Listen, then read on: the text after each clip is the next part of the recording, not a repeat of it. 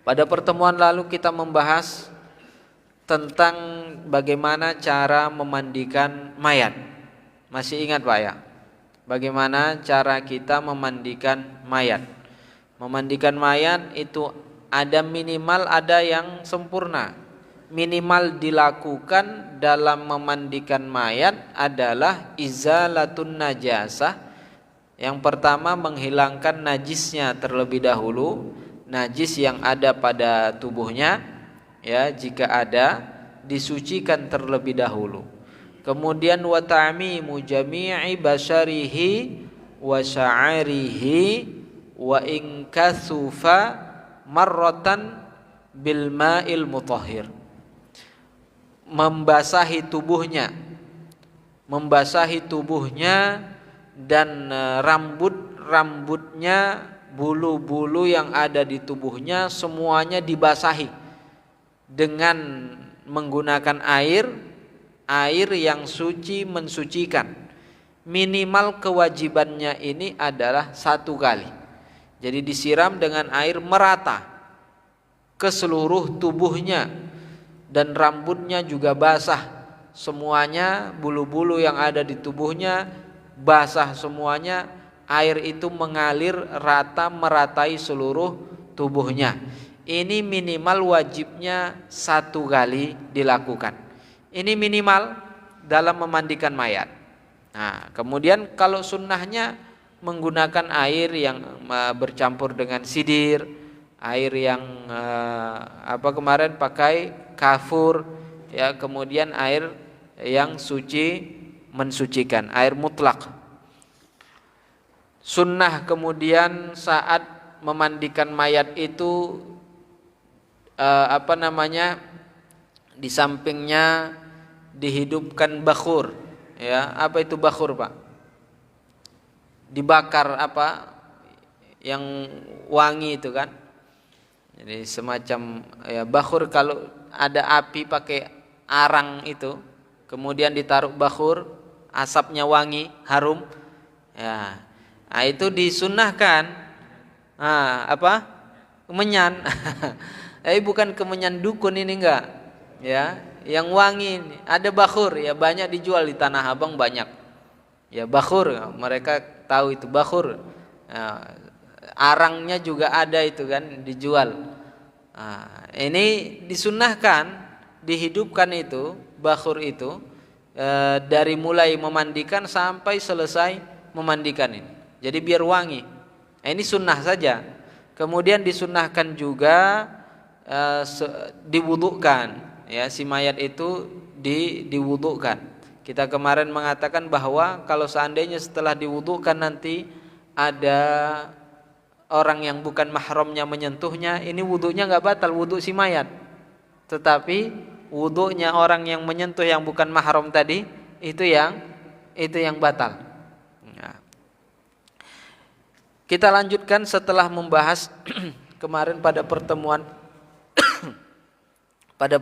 lalu tentang cara memandikan mayat.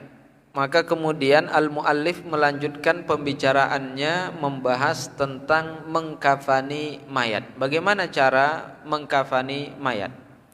Qala al-muallifu rahimahullah. Al-muallif yaitu Asy-Syaikh Abdullah Al-Harari Al-Abdari radhiyallahu anhu wa ardhah wa rahimahu rahmatan wasi'ah. Beliau mengatakan wa aqallul kafani, minimal dalam mengkafani. Jadi kafan ada minimalnya, artinya kewajiban yang tidak boleh kurang darinya. Ada sempurnanya, sunnahnya. Minimalnya apa? Minimalnya dalam mengkafani mayat satiru jami'il badani wa salasu lafaifa liman taraka tarikatan zaidatan ala dainihi walam yusi bitarkiha. Beliau mengatakan minimal dalam mengkafani mayat adalah menutup seluruh tubuhnya. Menutup seluruh tubuhnya. Seluruh tubuh berarti dari ujung rambutnya, dari mulai ujung kepalanya itu sampai ke ujung kakinya, semuanya tertutup. Semuanya tertutup, semua badannya tertutup. Nah, ini dalam yang wajibnya minimal dalam mengkafani mayat, seluruh tubuhnya harus tertutup. Dan inilah pendapat yang mu'tamad yang disebutkan oleh para ulama. Ada pendapat lain yang disebutkan oleh para ulama, ada. Kalau kita membaca kitab-kitab lainnya, kita akan temukan dalam mazhab Imam Asy-Syafi'i bahwa minimal dalam mengkafani mayat, ya, sebagian para ulama itu menyebutkan minimalnya apa? Menutup auratnya. Ya, menutup aurat. Nah, pendapat ini ada disebutkan oleh para ulama, tetapi pendapat yang kuat, yang mu'tamad, yang disebutkan oleh banyak para ulama adalah minimalnya menutup seluruh tubuhnya. Apa beda pendapat yang pertama dan yang kedua ini? Ya, kalau seluruh tubuh kan sudah jelas ya. Ya, dari ujung kepalanya sampai ujung kakinya. Kalau menutup auratnya saja, berarti kalau laki-laki auratnya mana? Antara pusar dan lutut. Ya, berarti yang wajib tutup itu saja. Dari pusar ke atas enggak wajib ditutup. Dari lutut ke bawah enggak wajib ditutup. Ya, kan begitu. Minimalnya sebagian mereka mengatakan seperti itu. Tapi pendapat ini tidak kuat. Pendapat yang lemah. Pendapat yang kuat menutup seluruh tubuhnya, baik bagi laki-laki ataupun bagi perempuan. Berapa lapis? Ya, berapa banyak ini kain yang menutup tubuhnya ini? Satu cukup atau harus lebih dari satu? Dilihat. Wasalasulafaifa, 3 lapis, wajib hukumnya 3 lapis. Laki-laki dan perempuan minimalnya dibalut dengan kain kafan itu sebanyak 3 lapis. Ini minimalnya sebanyak 3 lapis. Namun 3 lapis ini diwajibkan atas siapa? Diwajibkan liman taraka tarikatan zaidatan ala dainihi, bagi orang yang saat dia meninggal dunia dia memiliki harta yang ditinggalkannya. Harta yang ditinggalkannya itu cukup untuk membeli kafan 3 lembar, ya, lebih dari hutang-hutangnya. Jadi kalau misalnya dia punya hutang, ini harta peninggalannya ini dibayarkan ke hutangnya dan masih ada sisa, cukup untuk membeli 3 lembar kain kafan. Maka jika dia memiliki harta tersebut, wajib dikafani dengan 3 lembar. Enggak boleh dikafani dengan 1 lembar. Kalau dia punya harta saat dia meninggal, ada harta peninggalannya, harta warisannya. Kalau dia punya hutang, dibayarkan untuk hutangnya, masih ada sisa. Sisanya cukup untuk membeli 3 lembar kain kafan, maka wajib dikafani dengan 3 lembar kain kafan. Kalau dia meninggal dunia, punya harta dan punya hutang, dibayarkan untuk hutangnya, habis uangnya, habis hartanya, Pak. Hartanya habis semua untuk membayar hutang-hutangnya, nggak ada sisa untuk membeli kain kafan. Maka orang yang seperti ini, mayat yang seperti ini, dia minimal, dia tetap wajib dikafani. Bukan nggak punya harta membeli kain kafan, ya udah nggak usah dikafani. Bukan, tetap wajib dikafani, tetapi kewajibannya minimal dia dikafani dengan 1 lembar kain kafan yang menutup seluruh tubuhnya dari ujung kepalanya sampai ujung kakinya. Lah terus dia kan nggak punya uang. Ini uang siapa ini membeli kain kafan ini? Ya, jika di sana ada baitul mal, diambilkan dari uang yang dari baitul mal. Nggak ada baitul mal, mungkin ada saudara-saudaranya yang membelikan kain kafan untuknya. Nggak ada saudaranya, mungkin ada kaum muslimin yang berbaik hati ingin membelikan kain kafan untuknya. Wajibnya satu lembar. Kalau mau dibelikan 3 lembar lebih baik. Tapi minimal wajib dikafani dengan 1 lembar. Ini bagi siapa 1 lembar ini? Bagi siapa tadi Pak? Bagi orang yang meninggal dunia nggak punya harta yang ditinggalkannya, atau punya harta tetapi habis untuk bayar hutang-hutangnya, nggak ada sisa untuk dibelikan kain kafan. Maka dia dikafani minimal wajibnya dengan 1 lembar saja. Kalau mau lebih boleh, bukan tidak boleh, cuman ini minimal wajibnya kan. Kalau orang yang meninggal itu punya harta, ada warisannya, cukup untuk dibelikan kain kafan 3 lembar, maka wajib dikafani dengan 3 lembar. Nggak boleh 1 kalau yang seperti ini. Ya, orang yang punya harta, dia mewariskan harta cukup untuk membeli kain kafan 3 lembar, ini wajib 3 lembar, nggak boleh 1. Kain kafan berapa harganya Pak? Ada yang tahu Pak? Hah? Mungkin ada yang sudah mempersiapkan kain kafannya. Iya. Ya, artinya bukan sesuatu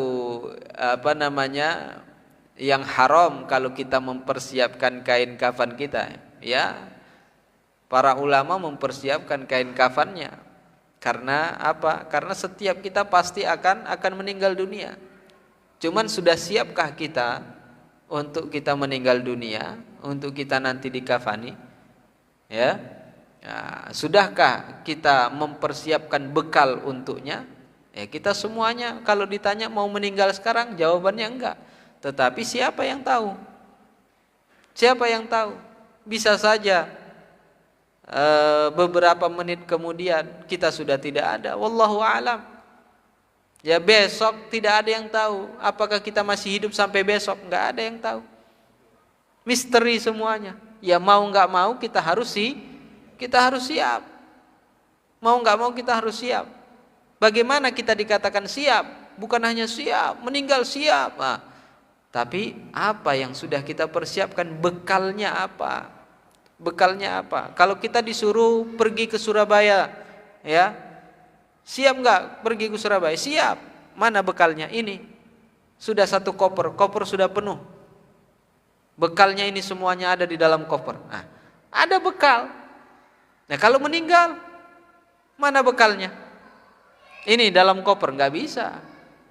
Bekalnya keimanan kita, ya, amal soleh yang kita lakukan, kewajiban yang kita laksanakan, ketaatan yang kita lakukan.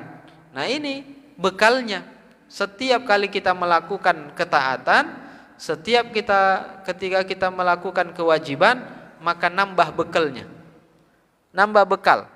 Itulah yang bekal yang kita simpan untuk kita meninggal dunia.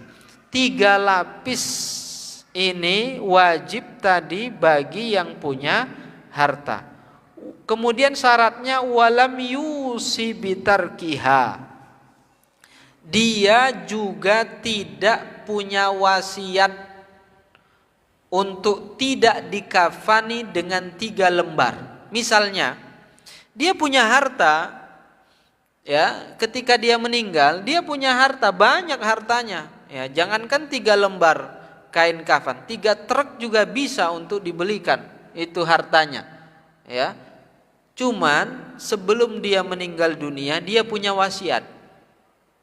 nanti kalau saya meninggal dunia, katanya, tolong saya dikafani dengan 1 lembar saja. Ya, wasiatnya seperti itu. Kalau saya nanti meninggal dunia, kafani saya dengan 1 lembar kain kafan saja. Ini jika dia punya wasiat seperti itu, maka ketika dia meninggal dunia, dia dikafani dengan 1 lembar sesuai dengan wasiatnya. Walaupun dia punya harta yang cukup untuk membeli 3 lembar. Jadi siapa yang dikafani, yang wajib dikafani dengan 3 lembar kain kafan? Yang meninggal dunia punya harta yang cukup untuk membeli 3 lembar dan tidak berwasiat untuk dikafani dengan 1 lembar. Ini yang wajib dikafani dengan 3 lembar kain kafan. Paham ini, Pak? Kafan itu semuanya laki-laki dan perempuan menutup seluruh tubuhnya. Menutup seluruh tubuhnya. Itu kain kafan itu, Pak, kan 3 lembar. 3 lembar artinya 1-1. Kalau ini kita contohkan di sini, ini 1 lembar. Ya.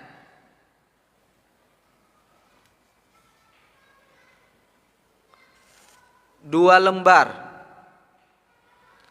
tiga lembar.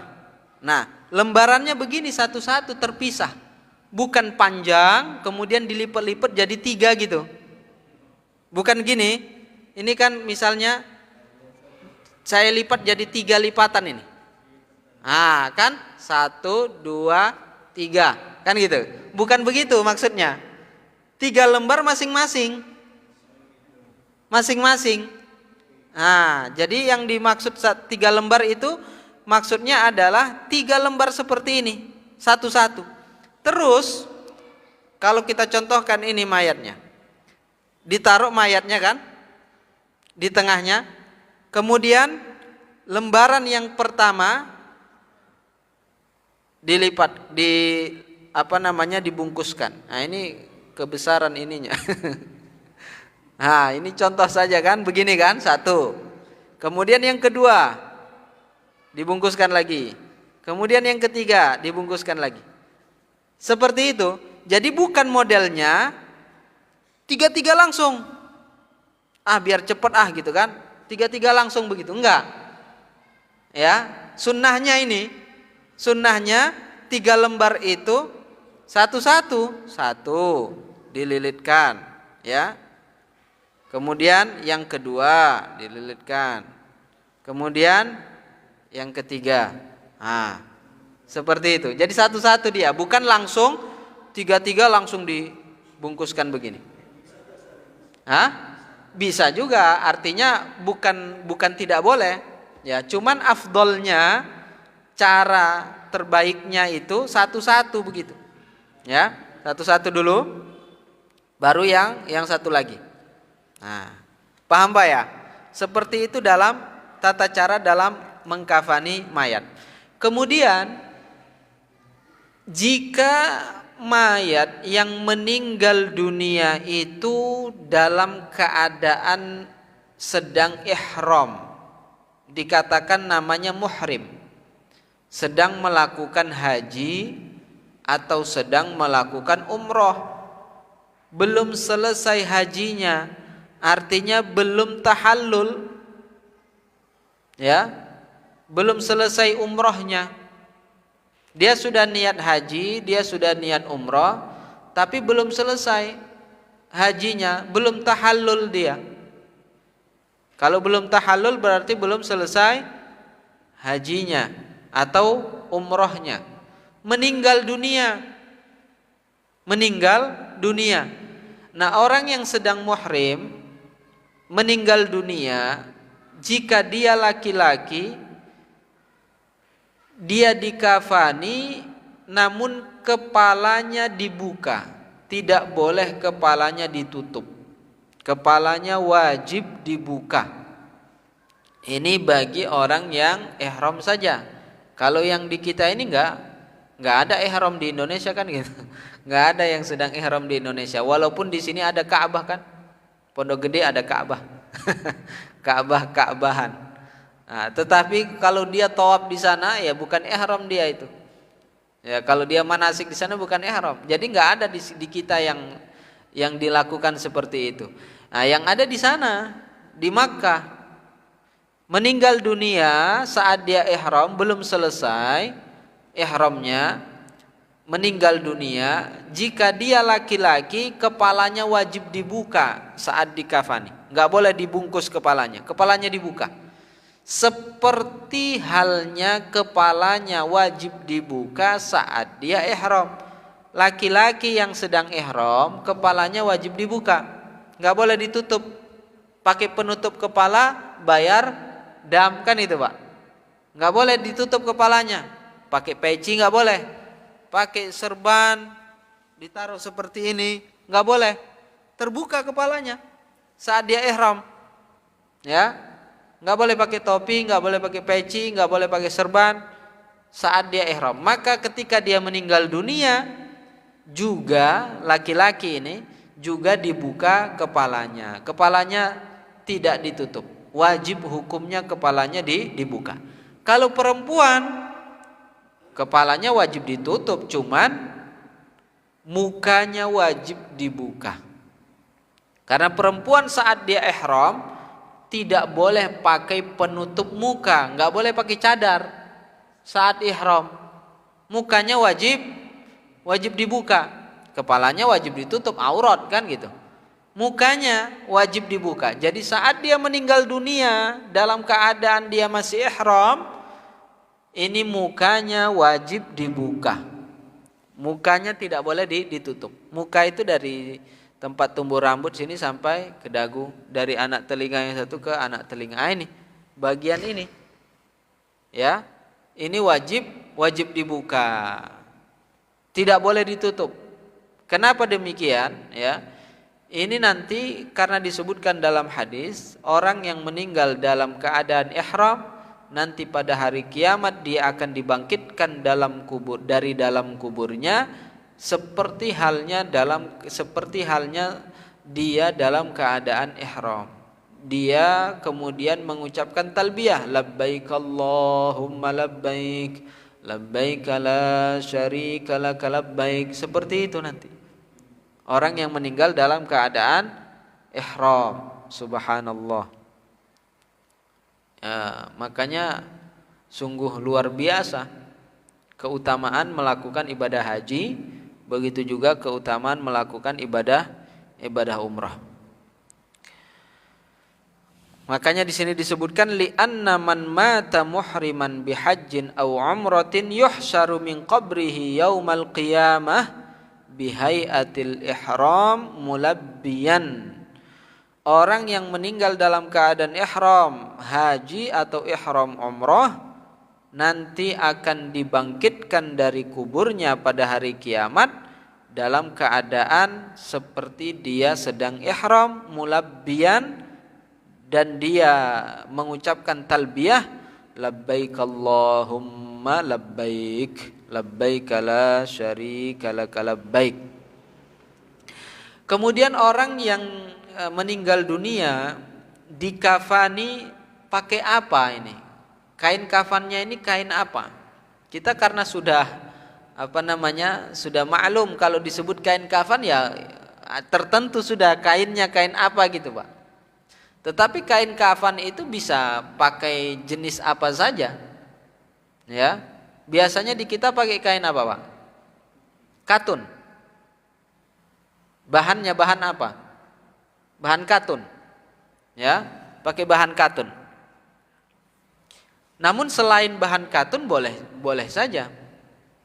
Ya, cuman memang sunnahnya dikafani dengan kain katun yang berwarna putih.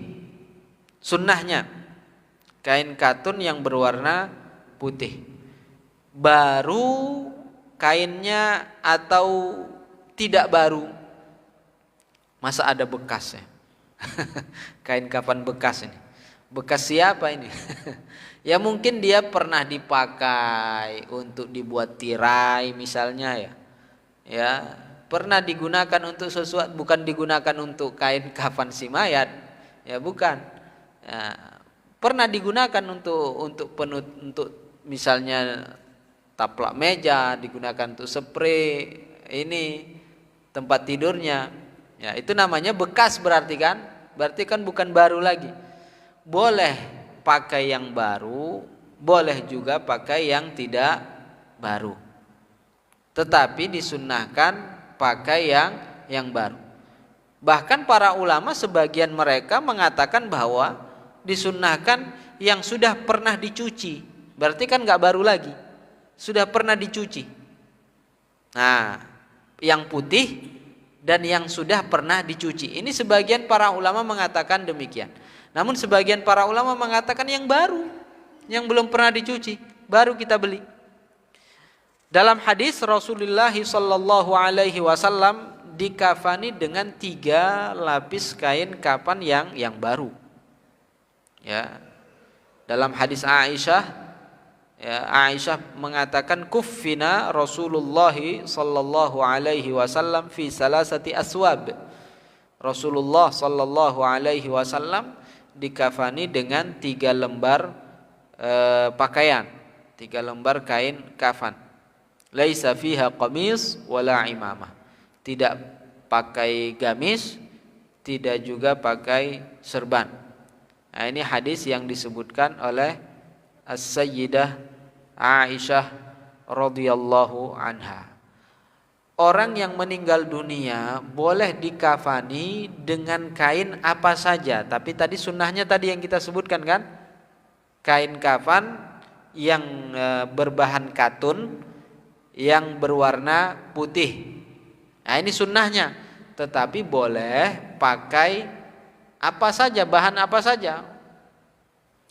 Namun orang yang meninggal dunia dia dikafani dengan kain yang boleh dipakainya saat dia masih hidup.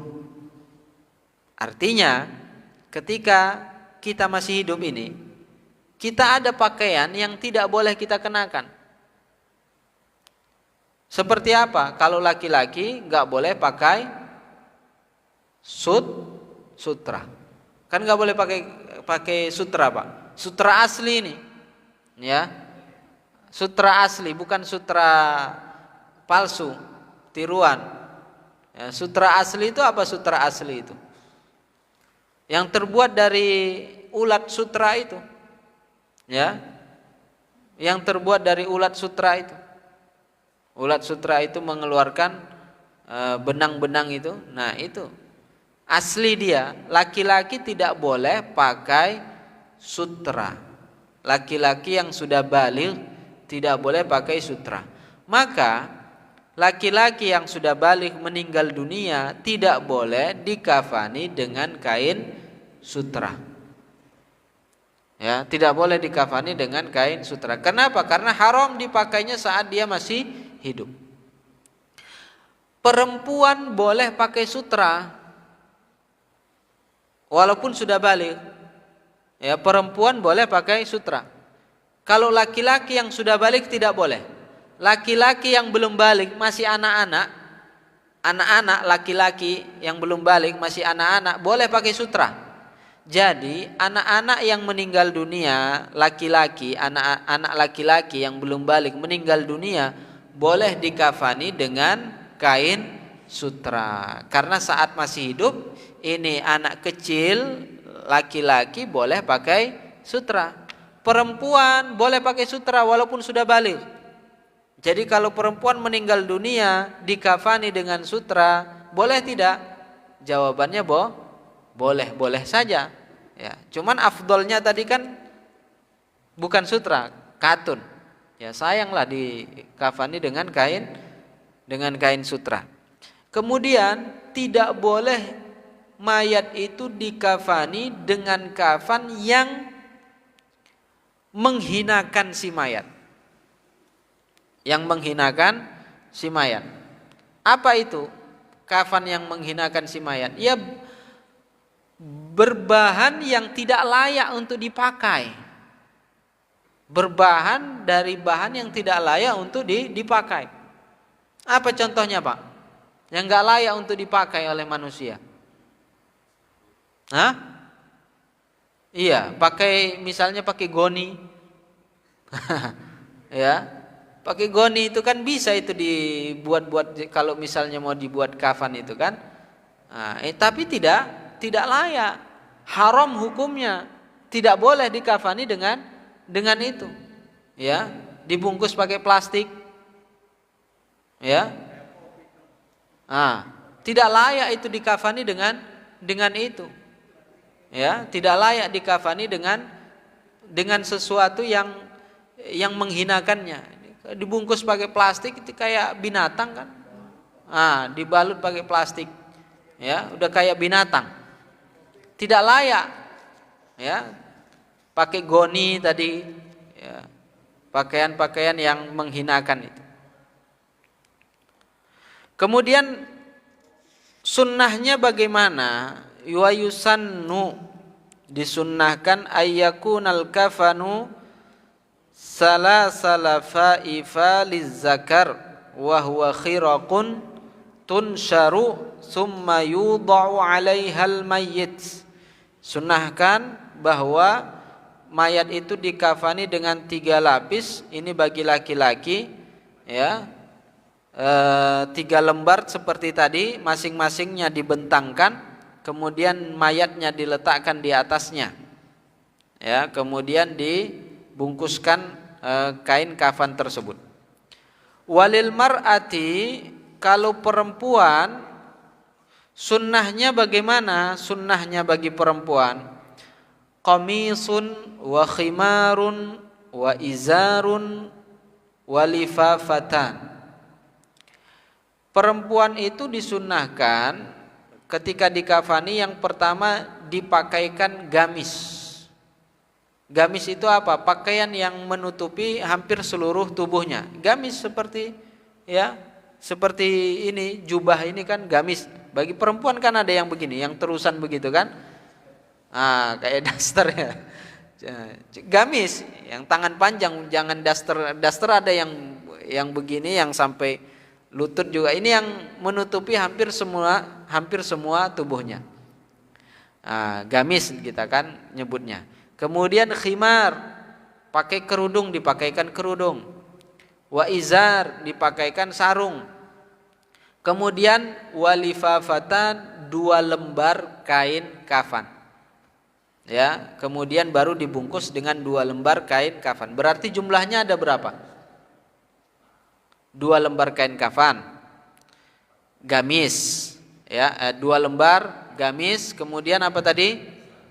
Kerudung, kemudian izar, sarung. Berarti jumlahnya 5. Ya, ini sunnahnya. Wajibnya berapa tadi? 3 lembar kain kafan. Kalau nggak mau dipakaikan gamis, pakai 3 lembar kain kafan saja. Ya, cukup. Tapi sunnahnya 5. Apa itu? Gamis, kerudung, sarung, baru 2 lembar kain kafan.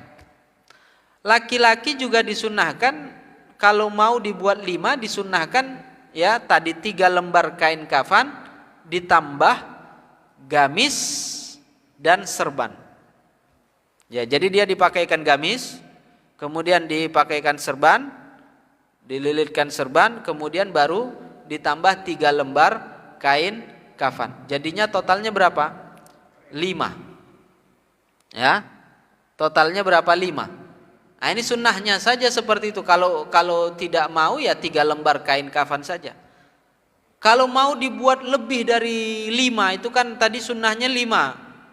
Ya, para ulama mengatakan makruh hukumnya lebih dari 5. Ya. Mau dipakaikan 7 misalnya. Iya, biar tebal, biar nggak kedinginan. Jadi dilapis-lapis banyak sekali.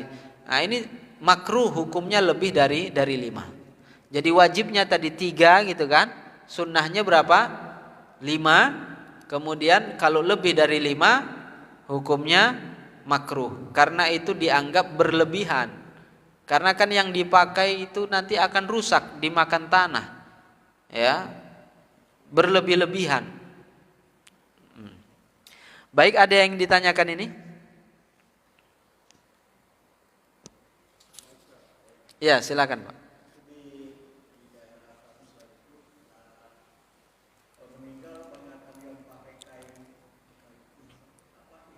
Kain ihram. Iya. Boleh saja.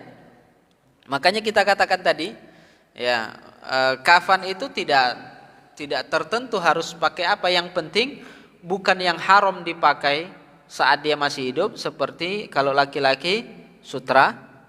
Kemudian bukan yang menghinakan si mayit, seperti goni tadi kan, yang menghinakan si mayit. Selain itu boleh, mau pakai kain ihram boleh, cuman sunnahnya katun, ya, yang berwarna putih. Kenapa sunnahnya katun? Karena katun ini kalau kena tanah cepat hancur, ya, dia cepat hancur. Makanya kalau berbahan lain seperti ini nggak tahu apa ini, yang kayak apa istilahnya itu, nggak, ya, kayak plastik gitu bukan Pak? Yang susah hancurnya, kan ada bahan kain yang susah hancurnya. Luarnya, dalamnya bagaimana? Dikafani tidak? Di luarnya, tapi di dalam kan sudah dikafan. Iya, yang penting di dalam kan sudah dikafani. Nggak masalah kalau yang dalam sudah dikafani. Nah, sudah dikafani dengan kain kafan kan? Nah, nggak masalah. Nah, sudah dikafani dia di dalam. Kecuali kalau nggak ada kafannya, ya. Kecuali kalau nggak ada kafannya, nggak boleh. Kemudian kalau kain ihram itu kan tebal biasanya Pak. Jadi ya tebal dia, sehingga untuk dimakan tanah itu agak lama prosesnya, karena kan semakin tebal semakin lama proses dia hancur di tanah. Makanya semakin cepat hancurnya itu semakin baik. Makanya yang cepat hancurnya itu katun. Makanya ini yang terbaik untuk dijadikan kafan itu adalah katun. Namun selain itu boleh-boleh saja, karena dia merasa ini kain ihram ini sudah dipakainya haji, sudah berada di tempat-tempat yang mulia, ya, sudah menyentuh, sudah kena air zam-zam, ya, sudah menyentuh hajar aswad misalnya, ya, dia ingin bertabarruk dengan kain ihramnya saat dia meninggal dunia, ya boleh-boleh saja, ya, bukan sesuatu yang haram, tidak boleh. Nah, cuman afdolnya kan tadi kembali lagi, yang afdolnya adalah katun. Kenapa? Alasannya karena itu yang cepat hancur dimakan tanah.